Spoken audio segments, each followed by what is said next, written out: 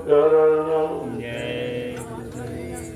रात्रि परमार्थी श्रमदान सेवा करने वाले सभी सत्संगी प्रेमी जन ध्यान से सुना। ये सेवा सर्वोपरि सेवा है। जितने सेवाएं आज तक अपने जीवन में की है वो स्वार्थी सेवा थी। परिवार के लिए, बाल बच्चों के लिए, बाल बच्चों के पालन पोषण के लिए, जो खेती है, दुकान है, दफ्तर है, बिजली, व्यापार, मजदूरी, ये तो स्वार्थी सेवा। लेकिन जो ये आश्रम पर आप सेवा कर रहे हैं रात्रि में, ये परमार्थी श्रमदान सेवा, इसमें आपका कोई स्वार्थ नहीं है, आपको कोई लोभ लालच नहीं है किसी तरह का। और जो सेवा आप कर रहे हो, जो ये मिट्टी की सेवा, देखने में तो मिट्टी है लेकिन इसका काम भी कितना बड़ा है। जो मिट्टी आप डाल रहे हो, जो भूमि स्थान तैयार कर रहे हो, इसी पर जीवन रक्षक गुरु पूजा, महान पावन पवित्र कार्यक्रम ऐतिहासिक जो होने जा रहा है, कितने लाख लोग आएंगे। तुम्हारी इस मिट्टी पर बैठकर परमात्मा का भजन करेंगे, सत्संग सुनेंगे, सेवा करेंगे और लोगों को भोजन प्रसादी बना खिलाएंगे। ये लाभ तो इतना बड़ा है, इसका कोई वर्णन नहीं है। क्योंकि ये सेवा किसी युग में रही नहीं है। आज ये कलयुग के जीवों के लिए संत महापुरुषों ने अति दया कृपा मेहरबानी करके ये परमार्थी श्रमदान सेवा उनके कल्याण के लिए, उनके किए गए तमाम जन्मों पे पाप कर्मों को उतारने के लिए, बीमारी, परेशानी, झगड़े झंझट से बचाने के लिए ये परमार्थी श्रमदान सेवा रखी। इसको 3 भागों में डिवाइड किया, बांट दिया। सुबह की प्रातःकालीन परमार्थी श्रमदान सेवा, दोपहर की जो धूप है, बरसात है, गर्मी में तपस्या करके आप जो सेवा कर रहे हैं वो बिल्कुल अनोखी। और इसके बाद ये रात्रि की परमार्थी श्रमदान सेवा, जिसका महत्व सबसे निराला कि लोग तो आज दिन में भी परिश्रम नहीं करते और तुम रात्रि में कर रहे संपर्क। दुनिया के लोग देखकर बड़े चकाचौंध है, ये कैसे लोग हैं, इनको कैसी शिक्षा दी जा रही है और ये किस तरीके से तन मन धन से आत्मसमर्पित भाव से ये परमार्थी श्रमदान सेवा कर रहे हैं। और ये संदेश पूरे भारत में जा रहा, आप नहीं देख पा रहे हो, लेकिन जो ये सीधा प्रसारण जो भेजा जा रहा है, तो हिंदुस्तान के सभी वर्ग के लोग, सभी मजहब धर्मों के लोग, सभी राजनीतिक दलों के लोग, सब इसकी तरफ बड़ी चकाचौंध, बड़ी आश्चर्य दृष्टि से देख रहे हैं कि आज भी इस भारत भूमि पर ऐसे लोग हैं जो परमार्थ करते हैं। बाकी तो स्वार्थ तो सभी करते हैं, चाहे राजा हो चाहे रैया, सब स्वार्थ है, लेकिन परमार्थ में कोई नहीं है। ये परमार्थी सब जो सार्थक किया जा रहा है, ये 88,000 ऋषियों की तपोभूमि नैमिषारण्य आस्थान है, जय गुरुदेव आध्यात्मिक ज्ञानाश्रम, ग्राम रामशाला, तहसील मिश्रिक, नैनी क्षेत्र, सीतापुर, उत्तर प्रदेश। ये परमार्थी श्रमदान सेवा अवसर लोगों को दिया जा रहा और पूरे देशवासियों को सूचना दी जा रही कि परमार्थी श्रमदान सेवा करके आप वो लाभ प्राप्त कर सकते हैं जो रुपए पैसे धन दौलत सामान से आपको कोई नहीं दे सकता। दुनिया का राजपाट मिल जाए, सारी दौलत मिल जाए, जमीन मिल जाए, लेकिन जो परमार्थी लाभ ये उसमें नहीं है। और ये बात आप जानते नहीं हो, क्योंकि किसी युग में ये रही नहीं, उसका कोई जिक्र नहीं है, कोई इतिहास नहीं है। क्योंकि संत महापुरुष कलयुग में आए और अभी लगभग 750 वर्ष होने जा रहे हैं, तब से ये संत मत चला और संत नाम सुनने को मिला है। तो जीवों को लाभ देने के लिए संत महापुरुषों ने अति दया कृपा मेहरबानी करके ये सेवा का उन्होंने सूत्रपात किया। कलयुग का जीव कमजोर है, बेचारा बहुत ही और बलहीन है, और मतलब विवेकहीन है, बुद्धिहीन है और चरित्रहीन भी है। लिहाजा कोई लाभ पाने के अधिकारी आप नहीं हो। लेकिन संतों की दया जब होती है तो जो काम किसी ने नहीं किया, जो लाभ किसी ने नहीं दिया, वो संत महापुरुष अपनी दया से जीवों को लाभ देते ही रहते हैं। उनका काम है लाभ देने का। अब हमारा आपका कर्तव्य होना चाहिए उनसे लाभ ले लेने का। नहीं ले पाओगे तो आपको पछताना पड़ेगा। समय किसी का इंतजार नहीं करता और समय बिल्कुल परिवर्तन एंड कगार पर है। अब ज्यादा समय नहीं है कलयुग के जाने में और सतयुग के आने में। जो सूचना आपको प्रेषित की जा रही है, जन जन के कान तक पहुंचाई जा रही है और सबको उसकी जानकारी दी जा रही है। ये लाभ आकर के आप नैमिषारण्य की पावन पवित्र भूमि पर ले लो, जो दुनिया में कहीं नहीं है। तुम हिंदुस्तान का विश्व में कहीं चले जाओ, ऐसी भूमि कहीं नहीं है जहाँ पर यानी 88,000 ऋषि, इतनी बड़ी संख्या ऋषि मुनियों की एकत्र होकर तपस्या करके उस भूमि को पावन पवित्र बनाया हो। ये केवल विश्व में अनोखी भूमि है नैमिषारण्य, जिसके बारे में संत गोस्वामी जी महाराज को रामचरितमानस के उत्तरकांड में लिख के सबको बताना पड़ा, ताकि कोई चूके ना, इस जमीन भूमि के लाभ से वंचित न रह जाए। उन्होंने लिखा है, तीर्थ वर नैमिष विख्याता, अति पुनीत साधक सुखदाता। ये नैमिषारण्य तीर्थों का महातीर्थ राजा है, तीर्थों अति पावन पवित्र है। इसका लाभ किनको मिलेगा? क्या पंडा पुजारी को? कहते नहीं। ग्रामवासियों को, शहरवासियों को, नगरवासियों को, स्वार्थी लोभी लाचियों को कहते नहीं। साधक सुखदाता, साधकों को सुख प्रदान करने वाली। जब किसी संत के साधक समय की जगह नाम की साधना करेंगे, उनको इस 88,000 ऋषियों की तपोभूमि का लाभ मिलेगा। आज वो अवसर आपके सामने है, आप उसका लाभ ले लीजिए।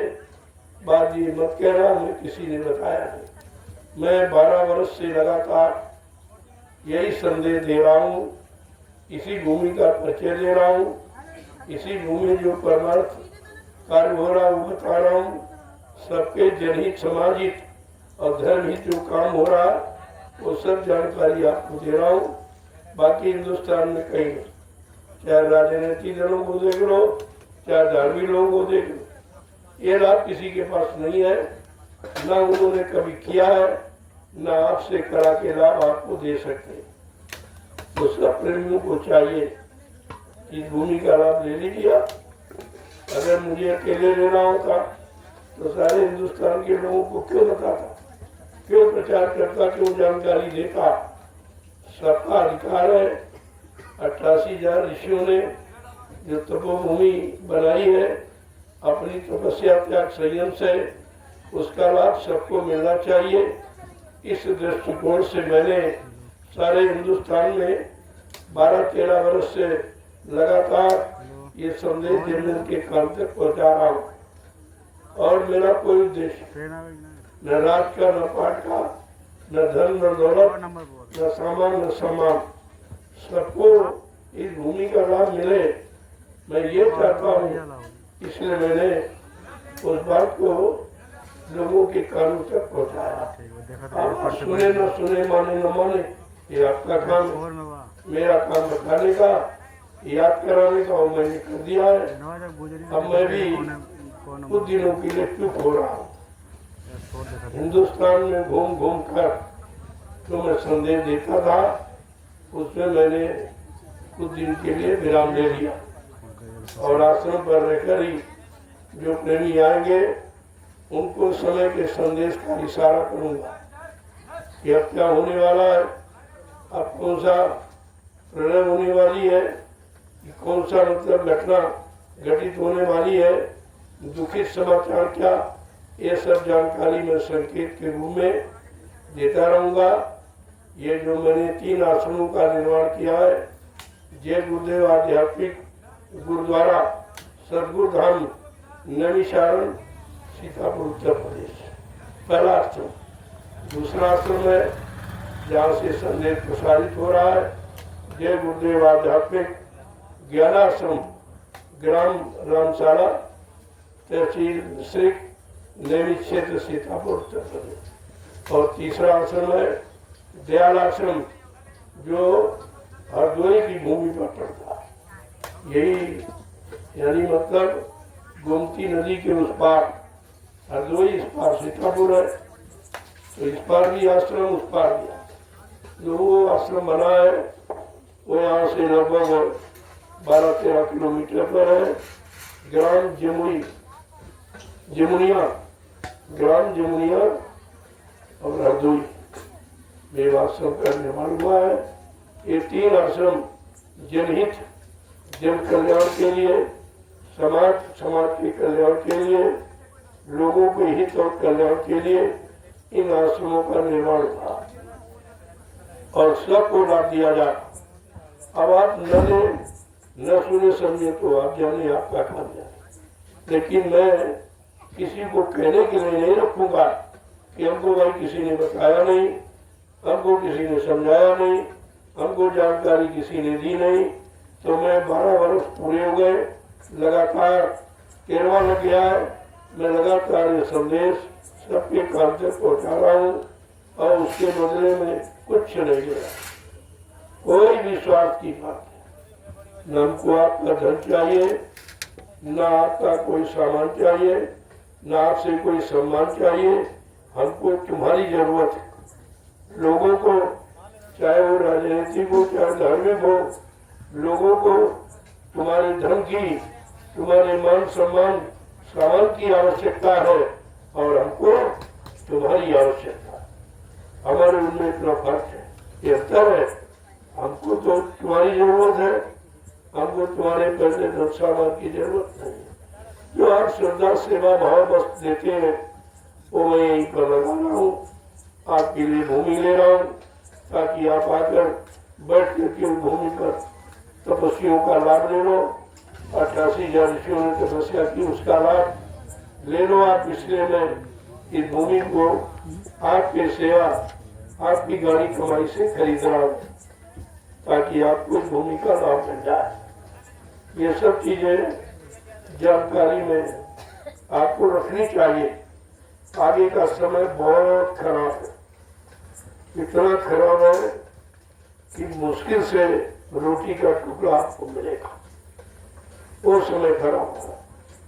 उस खराब समय से बचाने के लिए मैंने आपसे प्रार्थना की है, सारे देश के लोगों से, हिंदू मुसलमान सिख ईसाइयों से, ब्राह्मण क्षेत्रीय में सज्जन, गरीब अमीर स्त्री पुरुष बच्चे, सबसे प्रार्थना की है कि अगर उस गाड़ी मुसीबत से आप बचना चाहते हो तो हमारी प्रार्थना स्वीकार करो, आप लोग शाकाहारी हो जाए।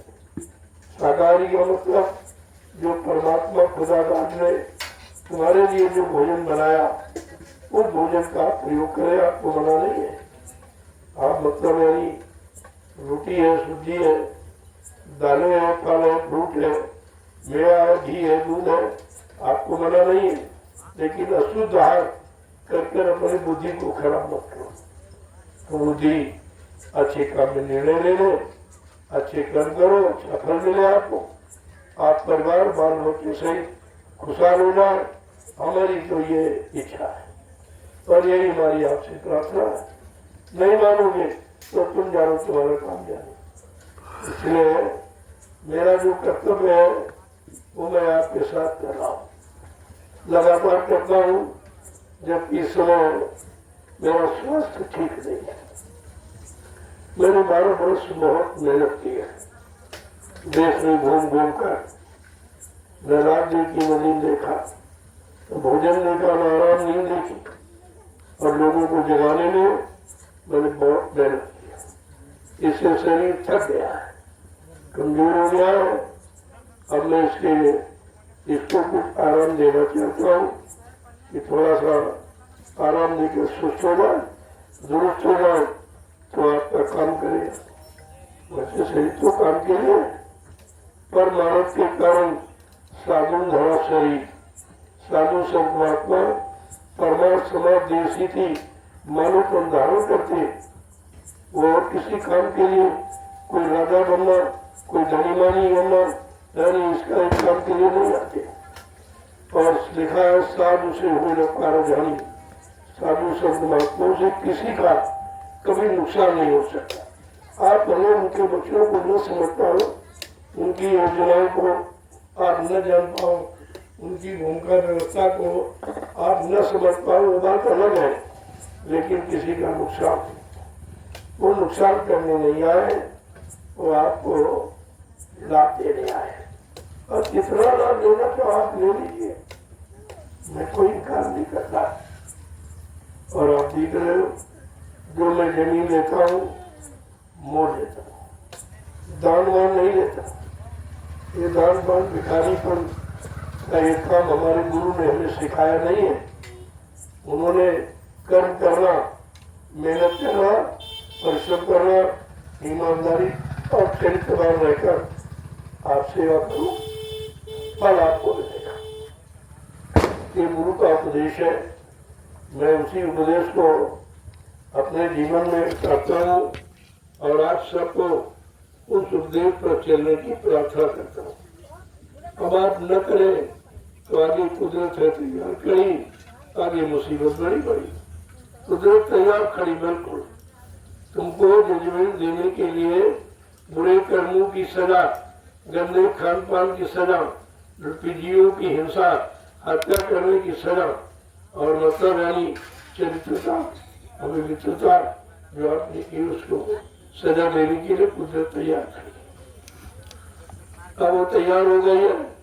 अभी तो संत महात्मा रोके थे, आपके सिर पर उनका बड़ा धर्ष था जिससे आप बचे थे, तुम रोते थे, मैं नहीं बचे।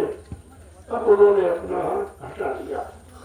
जब आपने उनकी बात नहीं मानी, न शाकाहारी बनने के लिए तैयार हुए, न सदाचारी बनने के लिए, न पति व्रत धर्म को निभाने के लिए जब आप नहीं तैयार हुए तो उन्होंने अपना बरदस्त तुम्हारे सिर पर से हटा लिया।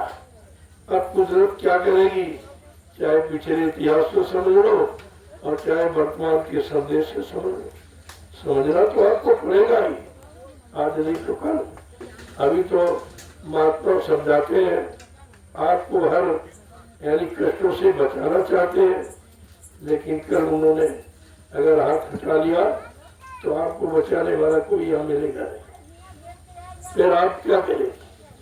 जब जीवन नहीं रहेगा तो सामान क्या करेंगे, जमीन क्या करेगी, मकान क्या करेंगे, बाल बच्चे पत्नी रिश्ते नाते क्या करेंगे?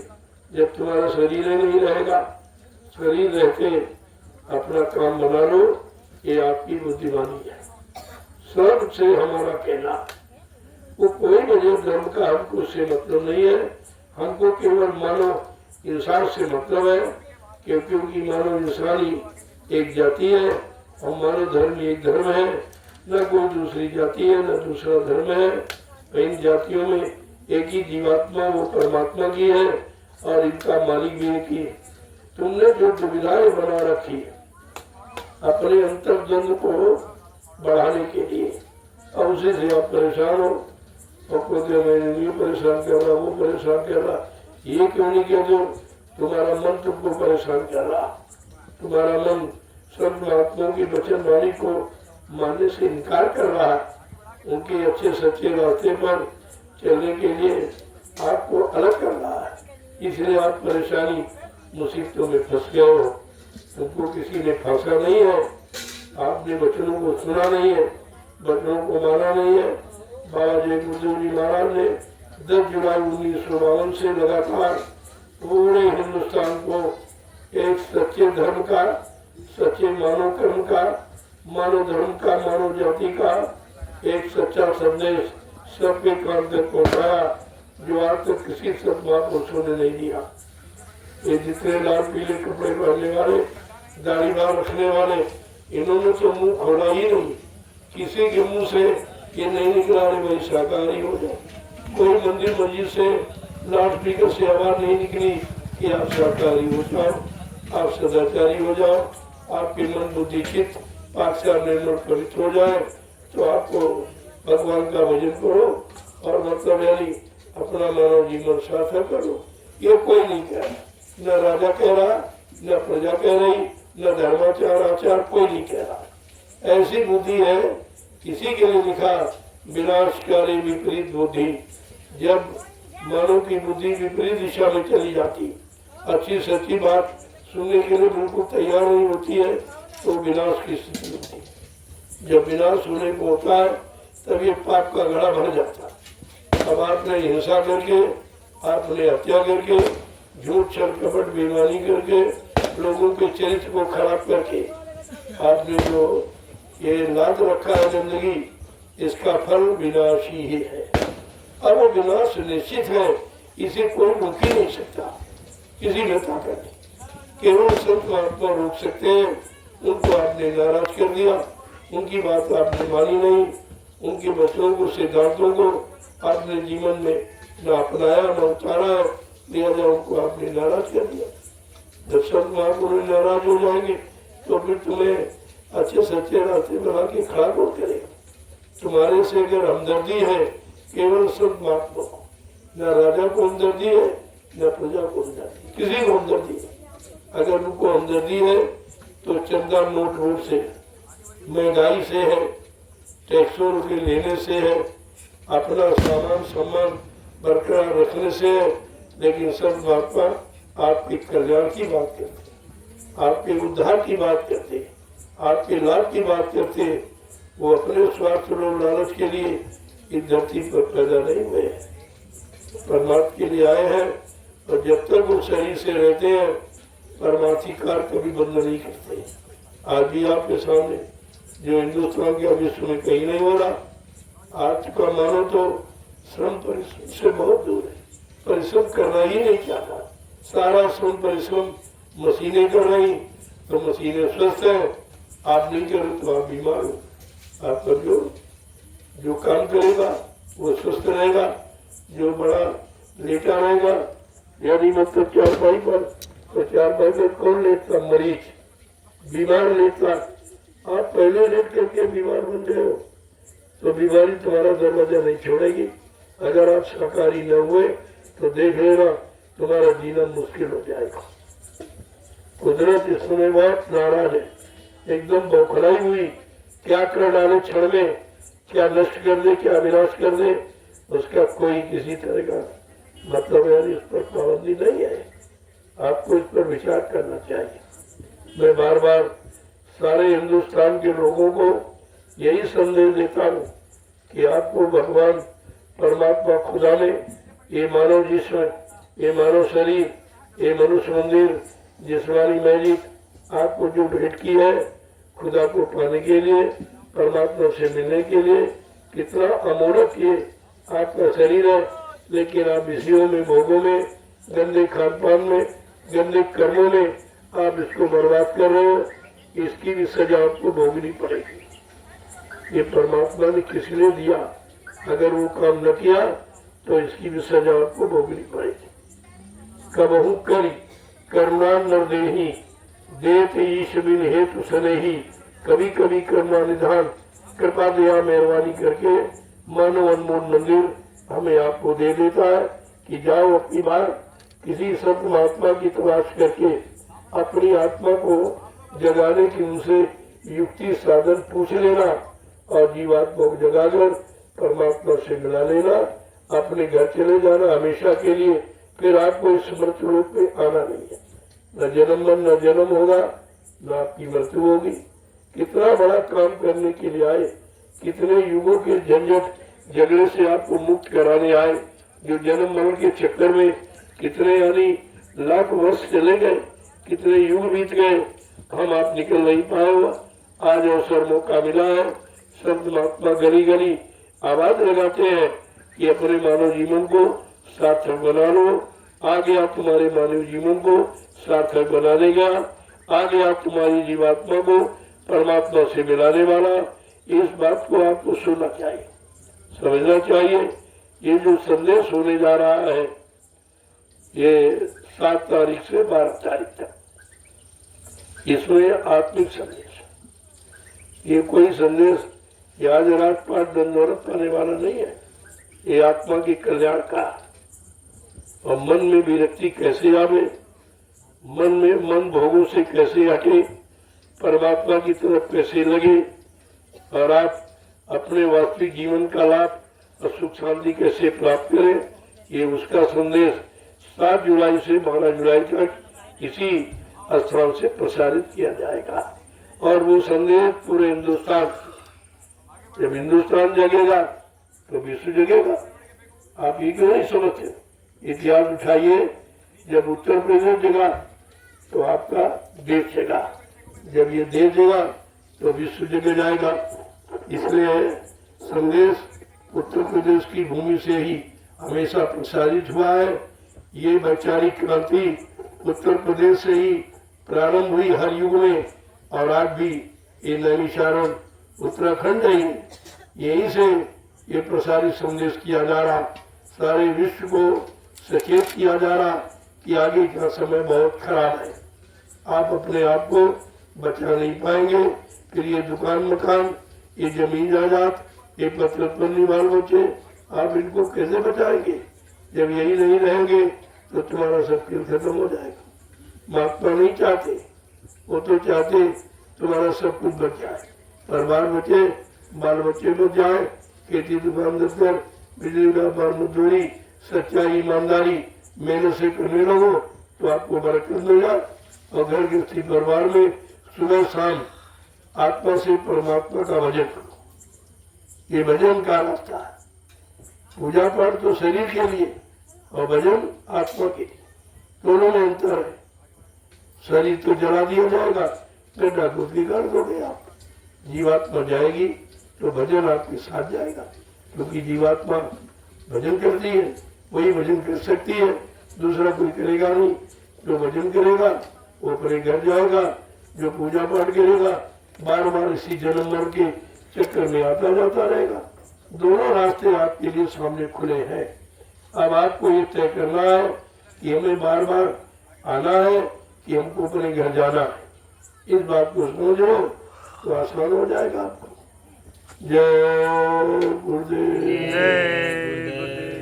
जय गुरुदेव, जय गुरुदेव, जोर से बोलो जय गुरुदेव, सब मिल बोलो जय गुरुदेव, बोलना होगा जय गुरुदेव, अभी से बोलो जय गुरुदेव, दुख दर्द हरेंगे, जय गुरुदेव, सब कष्ट मिटेंगे, जय गुरुदेव, सुख शांति भी देंगे, जय गुरुदेव, सबके दाता, जय गुरुदेव, सबके मालिक, जय गुरुदेव, प्रेम से बोलो जय गुरुदेव। ये नाम नहीं इंसान का, ये नाम है प्रभु का, ये काम नहीं इंसान का, ये काम है प्रभु का। ये किसी ने नहीं कहा।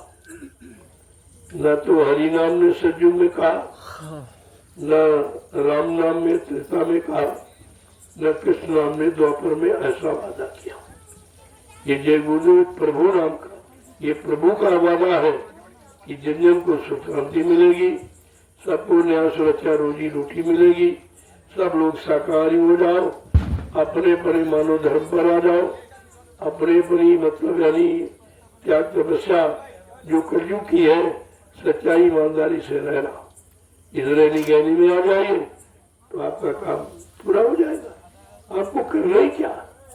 कलयुग में जब संत महापुरुष कराने वाले आ गए तो आपको उनके पीछे चलना है, उनकी शरण को मजबूती से विश्वास के साथ पकड़ना है, उनके एक एक वचनों का आधार बनाकर अपने जीवन को चलाना है। केवल इतना ही तो काम आपको करना, और ये भी आप नहीं कर पा रहे। तो इसलिए ये रात्रि परमार्थी संधान सेवा जो आप कर रहे हो ये विश्व में कोई नहीं करता।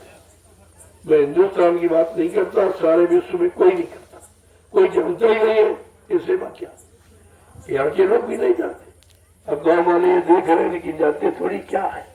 ये कितने ये सारे हिंदुस्तान के प्रांत जिलों से आए हुए लोग हैं। ये ऐसे ऐसे लोग तुमको खरीद लेंगे। ये कोई अजीब गरीब नहीं है, लेकिन ये जो आदेश का पालन करने आए हैं ये अपने गरुड़ गुमान घमंड को घर में छोड़ के आए। यहाँ तो सेवा करने के सेवक बन के आए हैं, इसलिए इनको आप पहचान नहीं सकते। और पहचानने की जरूरत है, इनका काम देखो आप, और तुम भी काम करने लगो, तुमको भी यही लाभ मिल जाए। ये बड़े गरीब थे, छिछड़े मोटे कपड़े पहन के आए थे, आज सब गाड़ियों में चल रहे हैं। ये है परमार्थी सेवा का लाभ, तभी ये दौड़े आ रहे हैं। ऐसे जंगल में कोई नहीं आता, लेकिन तुम देखकर भी नहीं समझ पा रहे हो कि आखिरकार ये इतना किराया भाड़ा खर्च करके हजारों किलोमीटर से आ रहे हैं। बात तो कोई जरूर है, या 2 आदमी तुम इकट्ठे नहीं कर सकते, तुम्हारे परिवार के लोग संगठित नहीं है, लेकिन इतना बड़ा संगठन पूरे हिंदुस्तान का आज इस जंगल में आ गया, तो कुछ तो आपको बुद्धि लगा के समझना चाहिए। लेकिन नहीं समझ पा रहे हो क्योंकि बुद्धि आपकी खराब हो गई। गंदा खान पान करके, गंदे कर्म करके आपने बुद्धि में जो परीक्षण का यंत्र है वो परीक्षण करने की शक्ति आपने खत्म कर दी है। इसलिए आपकी समझ में नहीं आ रहा कि देख कर भी आप नहीं समझ पा रहे हो, संदेश सुनकर भी आप नहीं जाग पा रहे हो, तो इससे बड़ा दुर्भाग्यशाली कौन होगा। जय गुरुदेव, जय गुरुदेव। अब आप धीरे धीरे प्रसाद ले लो। सब इकट्ठे नहीं, कुछ लोग सेवा करो, इकट्ठे तो नहीं दे पाओगे। और बेकार यहाँ खड़े रहोगे तब तक अगर जितनी ने लिया डाली उतनी माला हो जाएगी। आप सुमरन तो आपका हो ही रहा, सुमरन तो आपका साथ में हो ही रहा। ये 2 लाभ है परमार्थी संधान सेवा का लाभ के पिछले जो जन्म लेकर तमाम पाप कर्म आपने किए वो भी आपके उतर जाएगी और शरीर को लाभ मिल जाएगा। और तीसरा लाभ है कि आपको परमार्थी लाभ मिल जाएगा। ये 3 लाभ इस सेवा से, एक तरह का नहीं। और तुम एक भी लाभ नहीं समझ पा रहे। अब सोचो तुम्हारी बुद्धि कैसी है। 3 लाभ जहाँ बांटे जा रहे हो, मुफ्त में दिए जा रहे हो, तुम एक भी लाभ नहीं ले पा रहे हो, तो समझ लो तुम्हारी बुद्धि कितनी खराब है। जय गुरुदेव, जय गुरुदेव। अब धीरे धीरे आप चलिए, और जो आपने परमार्थी संधान सेवा की है उसका लाभ प्रसाद के रूप में ले लीजिए। प्रसाद भी हिंदुस्तान में कोई नहीं देता, कहीं चले जाओ कोई नहीं देता, क्योंकि प्रसाद बनाना सच्चे बस की बात नहीं। यही तो सच्चाई का परिचय है। अगर तुम सच्चे हो तो प्रसाद बना के क्यों नहीं दे देते। तो ये क्या कहते हैं, प्रसाद खरीद के ले आओ। अरे प्रसाद खरीदा नहीं जाता, प्रसाद बनाया जाता। बनाता कौन है, जिसने अपने सद्गुरु को उनके आदेश हुक्म का पालन करके उनके वचनों पर चलकर उनमें विश्वास दृढ़ता मजबूती बना करके अपने सद्गुरु को खुश कर लिया। वो अपने सद्गुरु की दुआ दया को किसी वस्तु में प्रवेश करके जीवों को लाभ दे सकता, वो लाभ देता, वो आशीर्वाद देता, वो वरदान देता है, वो प्रसाद बनाता।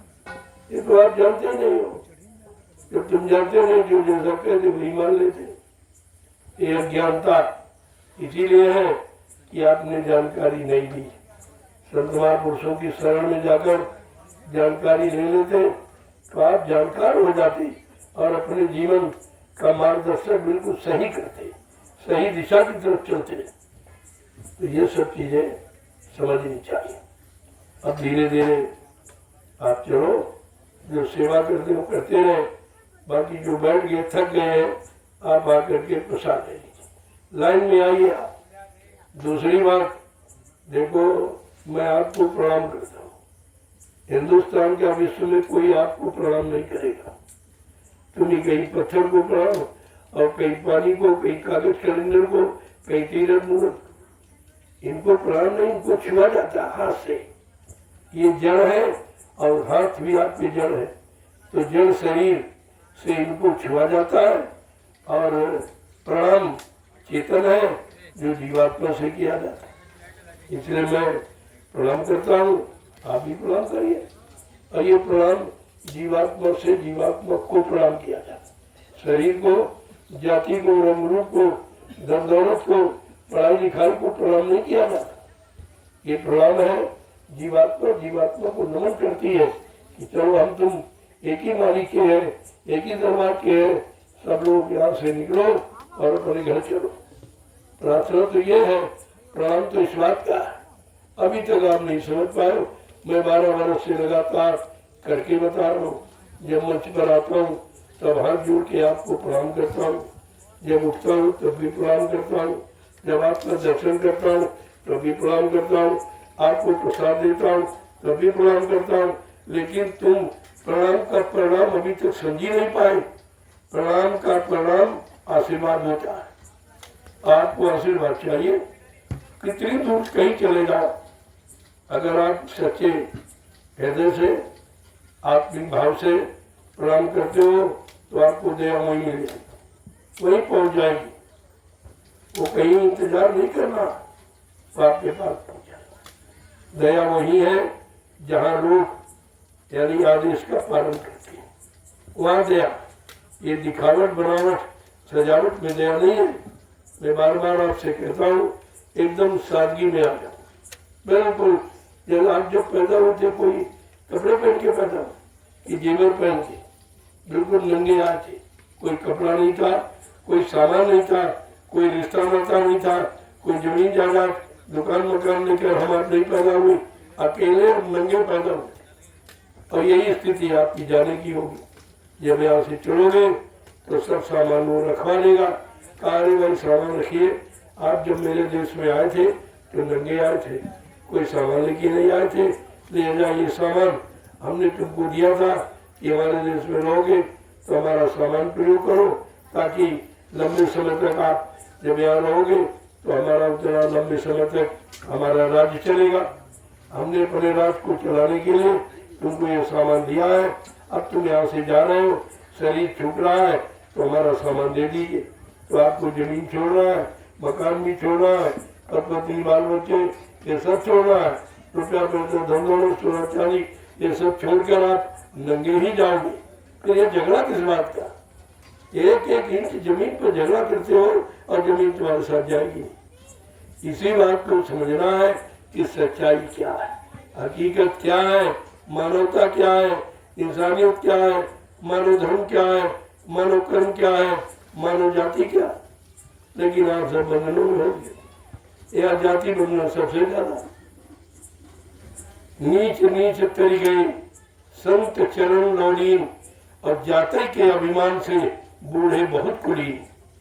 जिन्होंने जात पात का नशा चढ़ाया वो मिट गए, वो मिट गए, बर्बाद हो गए। क्योंकि यहाँ तुम्हारी कोई जाति नहीं है, सिर्फ एक मानव जाति है। तुम्हारा कोई धर्म नहीं है, सिर्फ एक मानव धर्म है। तुम्हारा कोई नहीं है, सिर्फ तुम्हारी जीवात्मा है। यहाँ तुम्हारा कोई मालिक नहीं है, जीवात्मा का मालिक परमात्मा। ये बात अगर समझ लो तो ये व्यवस्था तो बहुत सरल है, इनमें कोई पढ़ाई लिखाई का काम नहीं है। जय गुरुदेव, जय गुरुदेव, जय गुरुदेव, जय गुरुदेव, जय गुरुदेव। राम कृष्ण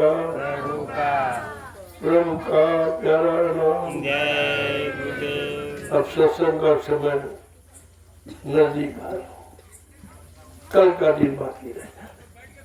7 तारीख से जीवन रक्षक गुरु पूजा महान पावन पवित्र कार्यक्रम ऐतिहासिक जो होने जा रहा है वो 7 तारीख से प्रारंभ होगा और 12 तारीख से 6 दिन लगातार आपको दिव्य अलौकिक संदेश जो आपने कभी सुना नहीं होगा वो आपको सुनने को मिलेगा। यहाँ कोई कथा नहीं सुनाई जाती, यहाँ किसी तरह की कोई जड़ चर्चा नहीं की जाती, यहाँ पत्थर और कागज में फंसाया नहीं जाता, यहाँ निकलने की बात की जा रही। निकलो अपने घर चलो। जय गुरुदेव। जय गुरुदेव। देखो सफाई का विशेष ध्यान रखना।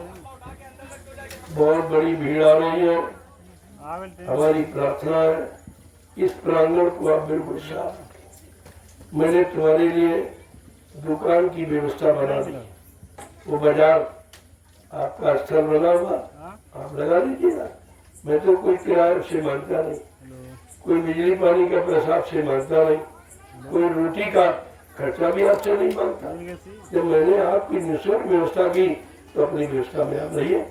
और ये प्रांगण है सत्संग स्थल, यहाँ कोई दुकान है, कोई किसी तरह का आप कार्य नहीं करेंगे। ये संदेश प्रसारण केंद्र है, यहाँ संदेश प्रसारित किया जाएगा, आप उसको सुनिए और समझिए। बाकी सांसारिक काम तो कभी छूटेंगे नहीं। उनके लिए मैंने बाजार बना दी, बाजार में आप लगा लीजिए दुकान। उधर भंडारे पास में भोजन आप पास में मत पा जाओगे। मैं तो किसी को रोकता नहीं कि भाई भोजन आप नहीं करें, सब इतने भंडारे आएंगे। अगर आसपास के सारे गांव आ जाए तो किसी को कोई ऐसा नहीं जिसको रोटी, इतनी व्यवस्था है, छोटी मोटी व्यवस्था नहीं है। आप इसको पहले देखिए तो इस सत्संग स्थल को बिल्कुल साफ सुथरा रखो। इसमें आपकी भी मर्यादा है और हमारी भी मर्यादा है, और गुरु की मर्यादा, गुरु के वचनों की मर्यादा, उसका आप ध्यान रखिए। मैंने आपकी सब व्यवस्था कर, ये सड़क है, आने जाने का साधन है, यहाँ पर कोई दुकान नहीं लगा। अगर डबल बसें आ गई तो निकलना मुश्किल हो जाएगा, बाद में आपको हटाना पड़ेगा, तो वो काम मत करो। इसलिए मैंने तुम्हारे लिए बाजार व्यवस्था कर रखी। आप वहाँ लाइन से दोनों तरफ बाजार लगा लो और बीच में रास्ता रखो, जो ग्राहक आए सामान खरीदे उनको सुविधा हो जाए।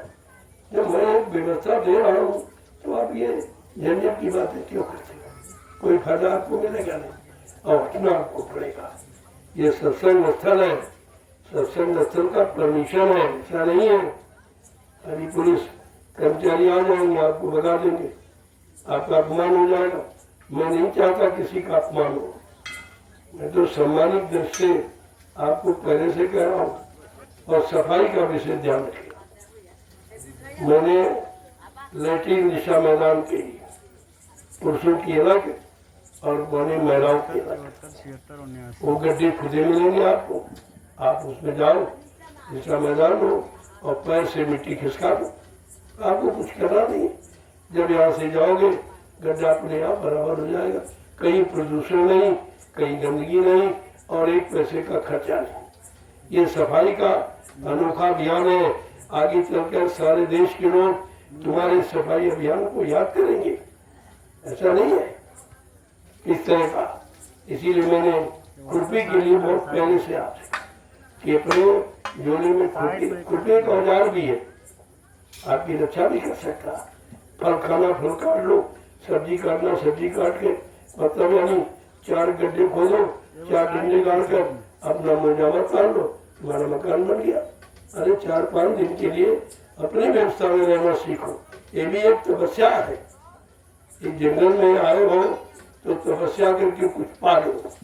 मैंने इसीलिए आपसे कहा भाई 4 मीटर मोजामा रोने का, 4 मीटर बिछाने का अपने झोले में रखो। कहीं जाओ फट से अपना स्थान लिया रुके। कितनी बढ़िया व्यवस्था, ये स्वयं स्वावलंबी बनने की व्यवस्था है। जो कहा स्वयं स्वावलंबी बनो और अपना थाली लोटा रखो। पहले कितना विचार था, किसी की थाली लोटे में कोई भोजन नहीं करता, पानी नहीं पीता था, थाली भोजन करता।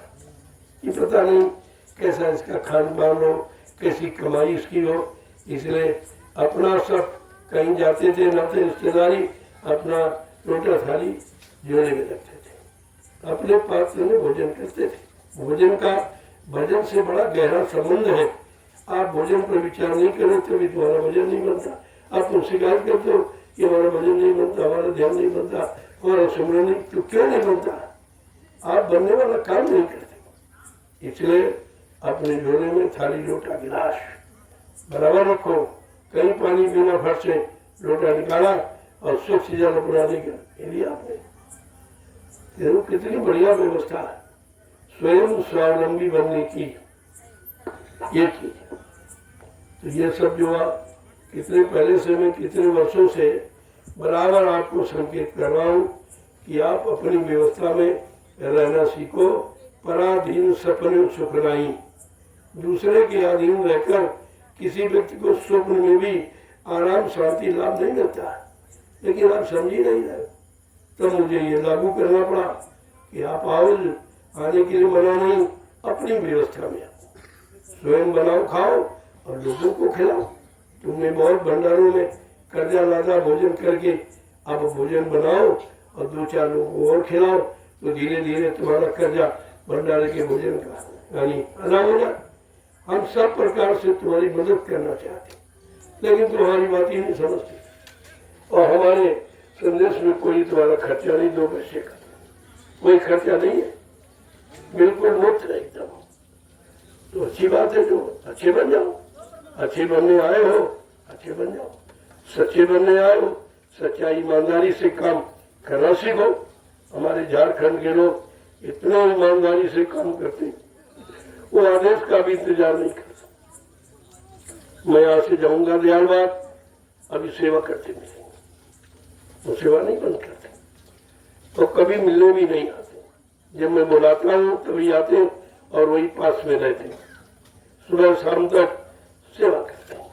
क्योंकि उनका उद्देश्य है कि मैं कुछ दिनों के लिए यहाँ आया हूँ तो जितनी सेवा कर लूँ, बार बार तो सेवा मिलेगी नहीं, और हम गरीब हैं, रोज आ नहीं सकते, इतना किराया भाड़े के लिए पैसा नहीं हमारे पास, तो बड़े तन धन से इतना मतलब रहने लगे। अगर ऐसे 1000 आदमी मिल जाए तो परिवर्तन हो जाएगा। भीड़ की जरूरत नहीं है, ये भीड़ भाड़ में परिवर्तन नहीं होता। परिवर्तन होगा मुट्ठी भर लोगों से, मुट्ठी भर लोगों से परिवर्तन होगा। हमेशा हुआ। जब राम ने परिवर्तन किया तो किसी क्षत्रिय ने उनका साथ दिया था? किसी ने दिया। किसी अच्छे धनीमानी ने, किसी राजा ने उनका साथ दिया था? नहीं दिया। तब उनको मजबूर होकर जंगल में कोलबिल मंदिरों को इकट्ठा कर लिया, अरे परिवर्तन हो गया। आप परिवर्तन के इतिहास क्यों नहीं पढ़ते? और द्वापर का परिवर्तन कृष्ण भगवान ने सबसे कहा, भाई धर्म में अच्छे काम में सहयोग करो, तुम्हारा लाभ है, तुम्हारा कल्याण हो जाएगा। सब विरोध करते थे, सब विरोध करते थे। जब उन्होंने कहा, अरे भाई यदुवंशियों, मैं तुम्हारी जात बिरादरी में आया हूँ, चलो जात बिरादरी के नाते मेरी बात मान लो। तो यदुवंशी क्या कहते, अरे जा जात का ग्वाला, गाय चराने वाला, माखन का चोर, तेरी बात मान लूंगा। ऐसे कड़ू शब्द शब्दों का प्रयोग किया। बेचारे कृष्ण लाचार हो गए, मजबूर हो गए, तो उनको 18 दिन का एक नाटक की लीला करनी पड़ी और 56 करोड़ का सभाया चले गए जिंदगी में। अहंकार से चूर हो गया। इतिहास है आपका, आज कलयुग का इतिहास बनने जा रहा। इसलिए पहले से आपको सचेत करता हूँ, पिछले इतिहासों को पढ़ लो और तुम उस विनाशकारी स्थिति में न जाने पाओ। मैं इसीलिए आपसे बार बार प्रार्थना करके कहता हूँ, अपना बचाव कर लो, अपने जीवन का बचाव कर लो, अपने परिवार बाल बच्चों को बचा लो, अपना सामान घर गृहस्थी सब तुम्हारा बचाए। महात्मा तो हर तरफ से बचाने का प्रयास करते, लेकिन जब तुम उनकी बात सुनते ही नहीं हो, मानते नहीं हो, तो विनाश तो निश्चित है, फिर कोई रोक नहीं पाएगा। जय गुरुदेव। जय गुरुदेव। अब आप लोग लाइन बना लो और आज की सेवा का प्रसाद दे दीजिए, अच्छा रहेगा। पता नहीं फिर जीवन रहे न रहे। जितने लोग यहाँ आएंगे इनमें से तमाम लोग शरीर छोड़ के चले जाए, उनको दोबारा एक कार्यक्रम नहीं मिलेगा, दोबारा ये सेवा नहीं मिलेगी। इसलिए ये समझकर कि शरीर का क्या भरोसा, कब ये आपको धोखा दे दे, कब छूट जाए, कब आत्मा निकल जाए, कोई उसका ठिकाना नहीं है। इसलिए अभी समय है, रहते रहते अपना काम बना लीजिए आप, ये आपकी बुद्धिमानी है। जय गुरुदेव।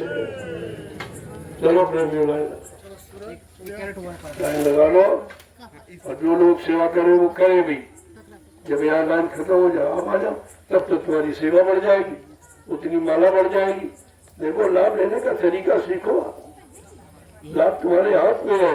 अगर समझदारी से काम करोगे तो सब लाभ तुम्हारे हाथ, नासमझी करोगे जो लाभ मिलने वाला वो भी तुम्हारे हाथ से छूट जाएगा। चलो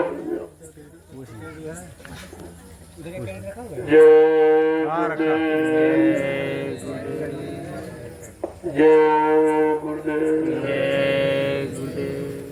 देखो ये है सत्संग स्थान, यहाँ कोई आवास नहीं बनाओगे, यहाँ कोई दुकान नहीं बनाओगे।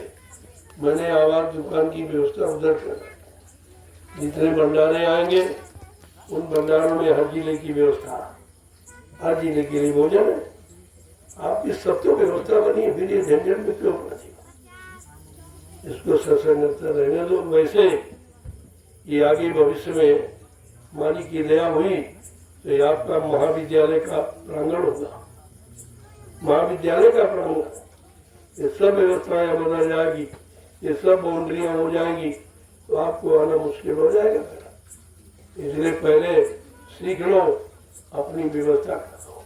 अभी मैं आपकी व्यवस्था कर रहा हूँ जमीन देकर, फिर आपको ये भी नहीं मिलेगा, फिर आप कहाँ जाएंगे? अभी आप समझ नहीं रहे हो। तो ये प्रांगण है, आप तो सत्संग स्थल का मैदान, कल ये भविष्य में महाविद्यालय का प्रांगण होगा। इसलिए पहले से आप इसको बड़ा साफ सुथरा रखिए आप, तो आपके बाल बच्चे ही स्कूल कॉलेज में पढ़ेंगे, उनकी व्यवस्था मैं बना रहा हूँ। और तुम यही नहीं समझ पा रहे भाई, तुम्हारे बाल बच्चे नाती पोते तो पढ़ेंगे इसमें, और कहाँ के लोग आएंगे? मैं तुम्हारे लिए, तुम्हारे बाल बच्चे नाते पोतों के लिए व्यवस्था बना रहा हूँ, और तुम समझी नहीं पा रहे हो कि किसके लोग। मैं क्या करूँगा? मेरा तो कोई पढ़ने का समय नहीं, मेरे तो कोई नाती पोते शादी ब्याह है जो मतलब मैं उनके लिए बना रहा हूँ। ये सब तुम्हारे लिए, इन्हीं ग्रामवासियों के लिए मैं व्यवस्था कर रहा हूँ। और ग्रामवासी बेचारे अंधकार में बैठे हैं, न इनको दिखाई दे रहा न इनको सुनाई दे रहा कि आखिरकार जमीन तो उठा के बाबा नहीं ले जाएगा, और जो कर देगा वो तुम्हारे काम आएगा। जमीन तो कहीं नहीं चली जाएगी, लेकिन बेचारे समझ नहीं पा रहे। अब समझदारी क्यों नहीं? तो खान पान खराब हो गया, खान पान खराब हो गया, बुद्धि खराब हो गई, बुद्धि खराब हुई, आपका सोच खराब हो गई, और सोच खराब हुई तो कर्म खराब हो गए, और कर्म खराब हुए तो गरीबी आ गई, परेशानी आ गई, बीमारी आ गई। ये सब इसीलिए आया। तभी तो सबका एक मूल सिद्धांत है शाकाहार। अगर शाकाहारी हो जाओ, बीमारियों से बच जाओगे, कोई बीमारी नहीं आई, कोई परेशानी, कोई झगड़ा नहीं, कोई दुर्घटना नहीं, कोई अकाल मौत में नहीं मरेगा। केवल शाकाहारी बनने में इतना बड़ा लाभ है, आप समझ नहीं पा रहे हो। किस लिए कि तुम्हारा पाप का घड़ा भर गया, आपको महात्माओं की बात समझ में नहीं आ रही। लेकिन महात्मा तो बचाने का प्रयास करेंगे, आप नहीं बचना चाहते हो, भाई तुम जानो, तुम्हारा काम जाने। हमारा जो काम है मैं आपके साथ कर रहा हूँ, और निस्वार्थ कर रहा हूँ, उसके लिए आपसे कुछ मांगता नहीं, फिर भी आप नहीं समझ पा रहे। जय गुरुदेव। अब आप लाइन लगा लो, एक पुरुषों की मर्यादा, ये मर्यादा हमेशा कहीं जाओ, मर्यादा को मत भूलो। जो घर गृहस्थी परिवार की मर्यादाएं हैं, महिलाओं की, पुरुषों की, ये अलग अलग व्यवस्था है। उसी में आप रहिए और काम करिए, सब व्यवस्था आपकी ठीक हो जाएगी। चलो आप लोग, जय गुरुदेव।